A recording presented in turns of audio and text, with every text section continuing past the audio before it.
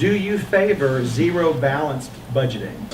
It's something that I implemented in our firm when I've been running the firm over the last 8 years. I believe that the worst thing you can do is get a bureaucracy, a budget, and say, now how much do you want to grow that budget? They should have to come back each cycle and justify why they're spending those dollars and how they're being spent. So I do think zero-based budgeting is an important tool that must be used at the state level. With respect to the $2 billion used in the rainy day fund, that is a revolving fund. It's providing very valuable water infrastructure without which the cost to our economy would be devastating.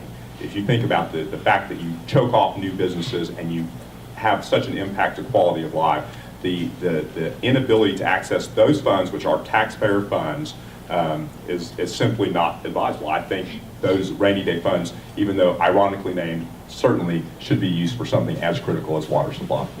Yes, I do favor zero-based budgeting. A lot of, similar things that Glenn said, I completely agree with. If there's agencies that are, coming for budgeting, they need to be able to say how much they need, why they need it, and be able to show that that's where it's being spent.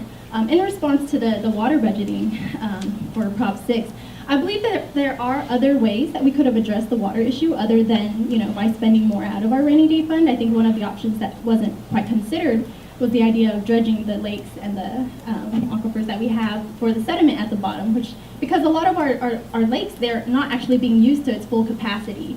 So by creating more, eventually it's still going to be, as rain falls, as sediment goes into it, the capacity of the water that it can retain is still going to continue to decrease. So by creating more, you're just kind of pushing it down, like the same issue down the line. That's a good point. They do that. Zero-based budgeting. Yeah, I mean, zero-based budgeting is it's a no-brainer. It's what the private sector does. You don't automatically grow budgets. That just doesn't make sense. But we really need to go beyond that. I mean, one of the things that we did at Collin County is we required return on investments for the taxpayer dollars that were invested in certain projects. And we really need to go beyond zero-based budgeting. That should be the starting point. We really need to say, go to the citizens and say, we've spent X amount of dollars. Here's the return on investment that you're getting for that money.